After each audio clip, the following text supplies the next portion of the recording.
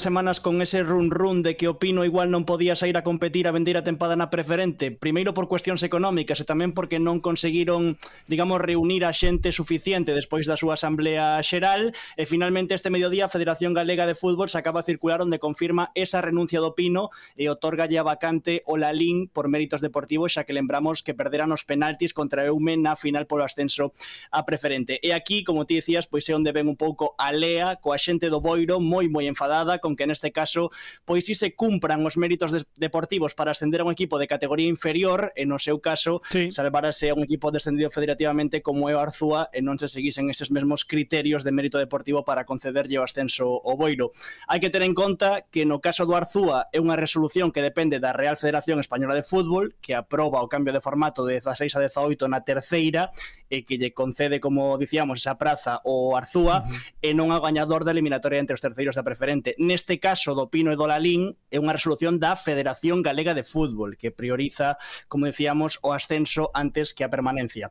Tamén estaba polo medio, por exemplo, o Ordes, que quedou 17º na preferente e que, claro, coa renuncia do Pino, pois preguntábase, igual que no caso de Arzúa, tamén había posibilidades de salvar a categoría eles en lugar do ascenso do Lalín. Ao final, como dicíamos, pois será o Lalín o que ocupe esa praza na preferente norte. E co ascenso do Lalín evítanse os descensos da Esteirana na Liga da Costa na primeira autonómica e tamén do Monte Louro na segunda Galicia da Costa. Así que en todas esas parroquias pois foi hoxe un día de felicidade. Sí, así é. Todo un pouco lioso, pero bueno, creo que máis ou menos quedou ben explicado. Sí, quedou ben explicado, mellor que nos regulamentos, que é onde creo que tiña que estar ben recollido, Aí sí que creo que hai moito por mellorar, porque isto debería ser algo que estivese recollido e que non houvese dúbida. Eu, persoalmente, isto é unha opinión evidentemente moi persoal, creo que neste tipo de casos, para min, sempre é mellor primar o equipo que ascende, que logra un mérito por ascender, pero bueno, evidentemente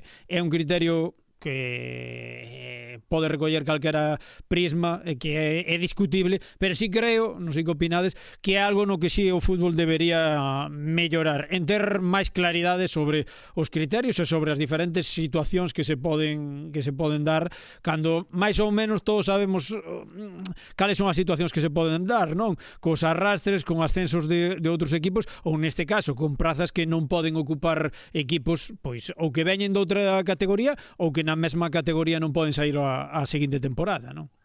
Sobre todo porque pasa todas as tempadas. Sobre todo porque pasa todas as tempadas algo desto. Se non é un cambio de formato, é alguén que non pode sair a competir o vindeiro ano, se non é unha desaparición, non digo desaparición, pero sí que por temas económicos non podes, como digo, competir. Bueno, eu creo que ten que estar moi claro no regulamento que pasa en cada caso, porque é algo que se repite todos os veráns, ao fin e ao cabo. En o caso, tamén, na opinión persoal de a quen salvar, eu entendo que nun caso de arrastre, por exemplo, o caso do Viveiro, por exemplo, pois aí sí que é máis xusto ou máis lóxico que non descenda o Viveiro por arrastre, pero no caso do Arzúa, que xa descendera federativamente, que esa praza na que queda estaba 100% estipulado como descenso, pois é un pouco inxusto. Decías, Antón? E tamén unificar criterios, porque falamos que na Federación ten uns criterios, como pasou na terceira, a Española 1 e a Galega 8. A Federación Galega ten outros propios criterios. Non costa tanto, digo eu, unificar os criterios para todas as federacións de todos os equipos. Sí, evidentemente, sería moito máis fácil e incluso creo que moito máis xusto. Quería destacar tamén partidos que aínda quedan, estará o Galicia en goles en moitos deles esta fin de semana, pero para pechar temporada, e ademais hai algunhas competicións onde xa falábamos aquí co presidente do Baio no terceiro tempo, esa final da Copa da Costa. A ver, onde poñemos o foco de cara a esta semana, a esta fin de semana? Claro, que temos Galicia en goles ou en tour, non? Que digamos, máis ou menos. Por partes, o sábado temos a final de Copa de Deputación do Carballiño, o partido será 7 no Espiñedo, entre o Atlético Arnoia e o Sporting Carballiño, con unha programa especial do Galicia en goles dende ali.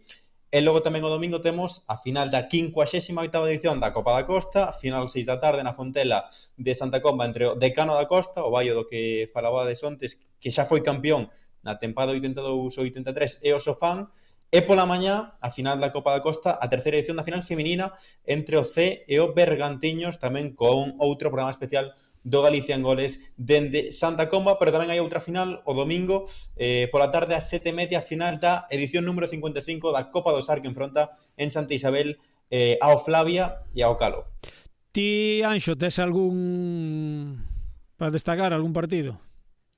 Non, eu creo que xa me chega ben. A min xa me está cansando o fútbol. Mira que estas copas, sobre todo, bueno, a da Costa ou o do Sar, pois teñen moita tradición e vai moita xente, seguro que vámoslo pasar moi ben esta fin de semana no Galicia en Goles, pero falando tamén, por exemplo, outro día con Lino Estevez co Xuvenil de Ponteareas, estas copas é como que non remata nunca a tempada. Agora gañas a Copa de Deputación de Pontevedra e vas ter que xogar contra o campeón da Copa de Deputación de Vigo cando empeza a vender a tempada. É como que nunca remata isto do fútbol. Tamén hai que deixar descansar a xente, os xogadores e tamén os xornalistas un pouco. Xa bueno. Ainda casi dá a fin de semana para facer outra quiniela,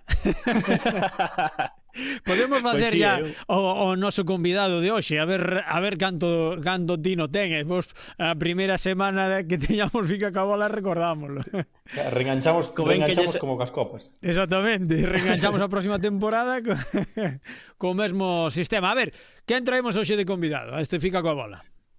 Pois mira, un que tivo, como ti dicías, moito tino este ano na quiniela, deu moita bola nesta sección de Fica coa Bola do contraataque o tema da quiniela, sobre todo pola competición particular entre nós e o contraataque, e como esta é a derradeira da tempada, pois tiñamos que estar co gañador da xeral, o campión, que nas 36 xornadas nas que houbo quiniela saiu un máximo acertante en 5 delas, incluído esa última na que desfixo empate no liderado da clasificación. Futuro estudante de historia, seica bastante bo xogador en Ferrolterra, chámase Brais Novo, pero todo o mundo lle coñece como Fusti.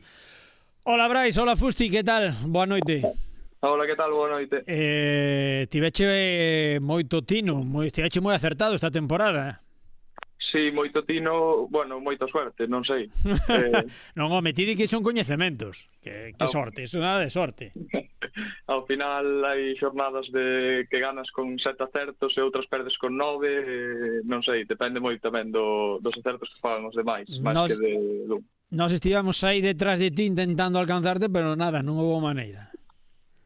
A ver, nas últimas xornadas cada vez os de arriba estábamos 2 ou 3 empatados a puntos e cada jornada mirabas así un pouco a ver como contención por medo a que os outros acertaran e ti non, entonces intentabas pensar un pouquinho máis os partidos e tal, e vías que os de abaixo tamén sumaban e acercabanse máis, pero bueno, ao final na última xornada tuve suerte e ganei por un acerto, me parece.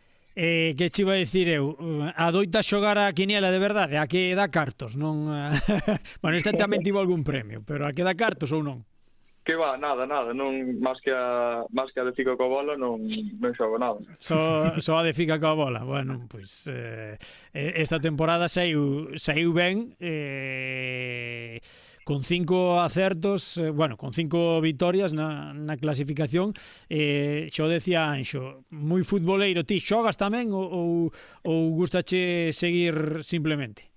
Sí, eu xogo no xuvenil, xoguei esta temporada no xuvenil en Cedeira, pero son seguidor da Unión Deportiva Cebarca, que xogou a final da Copa de Ferrolterra este fin de semana, perdeu contra o Perlío 3-1, e agora estou entrenando con eles. Pero que ambientazo había nesa final tamén, que tamén estivo Raúl Villares, estivemos tamén no Galicia en Gols, nesa final había un auténtico ambientazo, Sí, ao final, a ver, no momento a naide lle gusta perder, pero mirando xa en perspectiva, según pasan os días, pois ves que un pobo de 1000 habitantes con un equipo que sempre estuvo en segunda, que este disputando eses partidos e con tanta xente na grada, pois é motivo de orgullo para os que levamos no equipo moito tempo e para os demais que se están empezando a aficionar.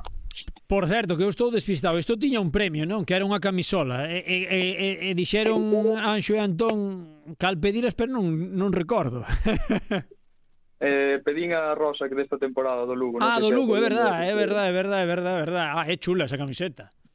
Sí, está ben, a verdade. Gustaría metela e non a din conseguido hasta ahora e aproveitei a oportunidade. Habías máis baratas, pero elixiu a do Lugo,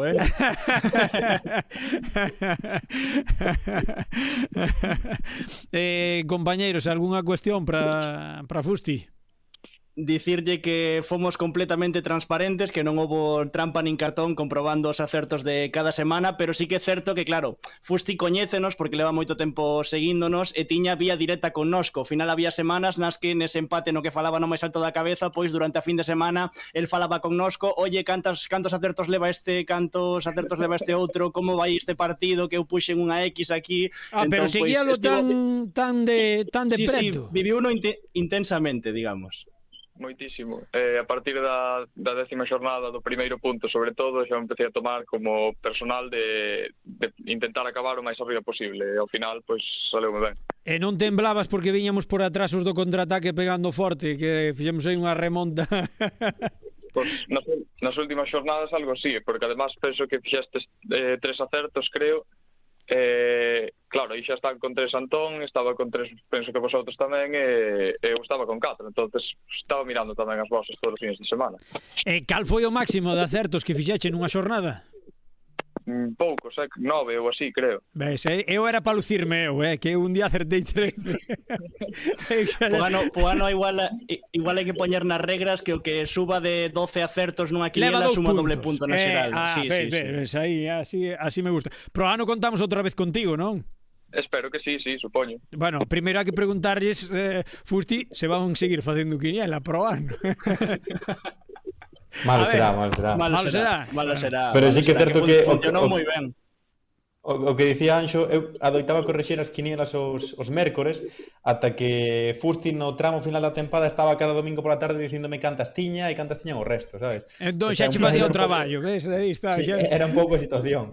E logo tamén poden Anxo e Fusti decir ou contar a historia, Toni, do comando Fusti en Twitch de Fico a Cabola.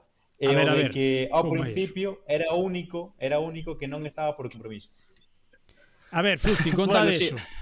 O Anxo. A ver, agora que conte Fusti a súa versión, pero basicamente nós cando empezamos, sabes que cando empezan este tipo de proxectos, pois os amigos e os familiares sempre están aí, non? Sí. Un pouco por compromiso teñen que estar aí. Bueno, non todos, incluso.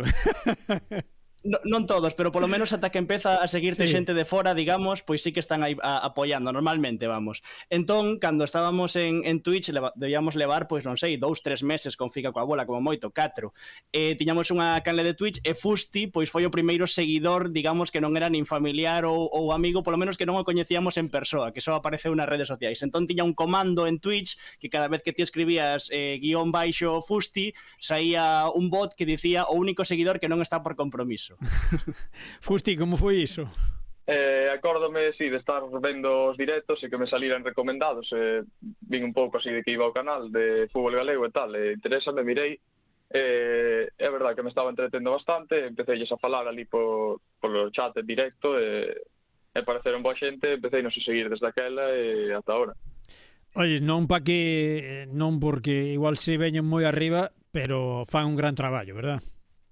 Sí, ademais, últimamente están traballando bastante, fixaron durante a temporada o do 11 galego, que está bastante ben, e o da quiniela, e axudoulles bastante tamén iso. Sí, está ben, tamén o do 11 galego. A verdad que eu teño que reconocer que non por estaren aquí só con nós, os xoves fan un gran traballo, abordan moi ben e dende moitas perspectivas, e por eso vos volvo a dar os parabéns, pois o fútbol galego máis modesto. Fusti, pois nada, que o próximo ano intentaremos competir contigo, intentaremos superarte. Hai que lles dicir que hai que dar 2 premios, polo menos o segundo tamén merece un premio. Contamos contigo, non, Fusti? Sí, seguro. Bueno, pois veña, unha aperta moi forte, parabéns, noraboa por ese éxito e a seguir aí moi de preto o traballo que fan os compañeros. Fusti, boa noite.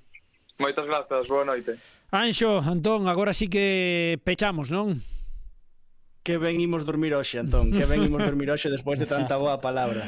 Un placer esta tempada, Toni. Sí, señor. Moitas grazas por todo. Cuidadevos moito. Se non pasa nada, contamos con vos o mes de setembro, vale? Pasade un bon verán e para a semana ameazamos igual con tervos o venres no Galicia en Goles, vale?